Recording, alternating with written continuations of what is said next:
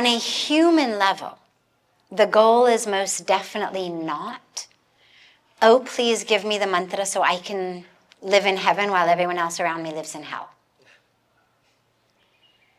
It's give me the mantra, give me the power to live in peace so that I can be a vessel to bring peace to others.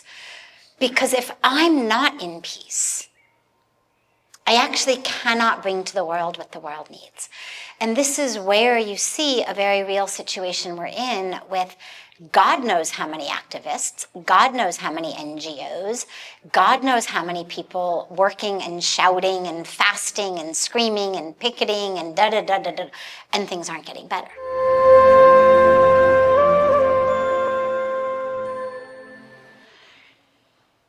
We need all of that. But what we need is that from people who themselves are anchored and grounded and connected to actually be able to be channels for the divine flow. Or you end up in a situation, as my guru says, where the work becomes all about egos and logos. And it's never actually then about serving the planet, it's about serving our ego and our logo. My organization, my name, my report, my this, our that. So what we need on two levels is to first recognize that we need to do our spiritual practice that drops us into the connection, the love of the divine with the awareness of the perfection of the divine. And this is where that beautiful teaching, I've heard it many different ways from many different people, that basically says, imagine a mountain that is a mile high and a mile wide. And imagine that every 100 years, a bird with a silk scarf in its feather flies by this 100-mile high, 100-mile wide mountain and swipes the silk scarf over the side of the mountain. In the amount of time it takes that bird to erode the mountain down is how long we have been doing this. And so when you have that vision of what in Sanatan Dharma we speak about as the yugas, the eras, in which you're looking at eras of hundreds of thousands of years each and a cycle of the eras, and you realize the creation is in a cycle. I mean, and even just on a purely scientific level, we know that we've gone through many different ages on Earth. The Earth has gone through an ice age. We have gone through extinctions. And we understand kind of the perfection of the wisdom of, on the one hand, Mother Earth herself. On the other hand, the divine, where we say there is nothing but God. It is all the divine. It is all perfect. You anchor in that, not to foster complacency. Not to sit this one out. I am deeply and fervently and ardently convinced that in this particular scene of what we call the Leela, the divine drama, no one has been allocated the role of sit this one out. No one has been allocated the role of sit in the audience and clap or boo or whatever it may be. It's an all hands on deck act in the divine drama. But if you don't have that connection on a deep level, the stress, the tension, the ego, the racing mindness actually prevents you from being an efficient and an effective instrument of service. It's about a spiritual connection and anchoring and grounding that enables you to be a channel for the work without getting burned out. So that, you're really able to see what is needed and act accordingly. Because that's what we need. We don't need more NGOs. We don't need more. The answers are there. We have the answers. It's not rocket science. What we need is people who are connected and conscious to actually live those answers. I mean, you look at the things that would make the biggest difference in the world that we face today. You look at our eating habits and you look at our shopping habits.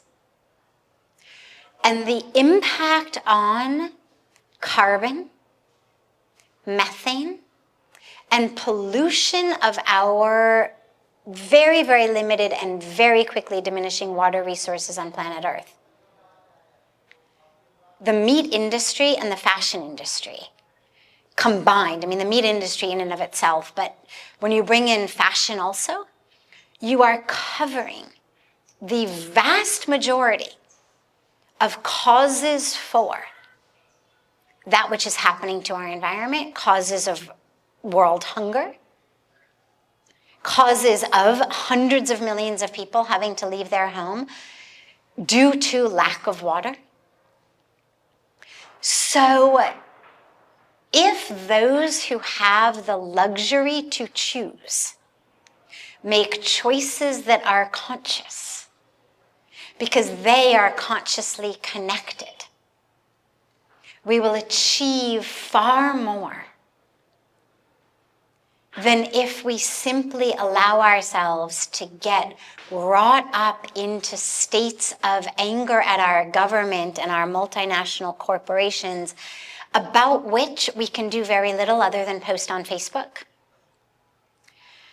If we actually allow ourselves to work in the areas in which we do have influence, in which we do have impact, in which we do have a ripple effect. You know, I'll give you an India example. Everybody's all clean Ganga, clean Ganga, clean Ganga, clean Ganga. Great, yeah, Ganga needs to be clean. We're working for it. And yet, everybody wants leather car seats, leather handbags, leather shoes.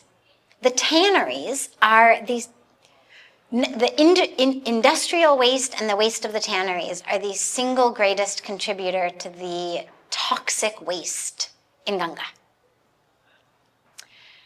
And you think, you people are shouting that Ganga should be clean, and then everybody's walking out and putting on their leather shoes and picking up their leather handbags. If we actually said, we will not buy leather unless you are certified, I mean, forget the cruelty to the animals for a moment, but we said, unless you are certified that no waste from your leather production factory is going into Ganga, it would have far more of an impact than all of the picket signs. When I was a teenager in LA and apartheid was ending in South Africa, thankfully, but we were still fighting. I mean, it was still an issue. They were not giving up so easily. All of the governments, the UN, like everybody had done all of what they did. All of the companies had pulled out of apartheid South Africa. Coors beer was still in South Africa. And somebody decided that what needed to happen was Coors beer needed to be boycotted so that an economic pressure would force them to do what social pressure could not. I mean, and we were far below the official drinking age, and yet nobody I knew would so much as look at a Coors beer, let alone actually buy one. And eventually they had to pull out because the economic pressure did what the social pressure could not. Same thing with dolphin-safe tuna. I remember being a younger kid when everybody had tuna fish sandwiches for lunch, and Greenpeace did this big campaign around the tuna industry killing the dolphins. And nobody would eat tuna fish until some brand of tuna fish came up with a dolphin-safe tuna sticker logo, and then it was like, oh my, I mean, we held our parents to this, like, show me the can. So there is an ability to bring about change if we actually all are prepared to change aspects of our lives and lifestyles. And the problem is very few people are prepared to do that. The two reasons that I am so deeply committed to my particular dharma of sharing and spreading spiritual wisdom, of being a channel for that. One of them is the obvious, that it helps people attain that highest goal of their life, helps ease them from suffering. Because so much of the reasons that we suffer are not needed.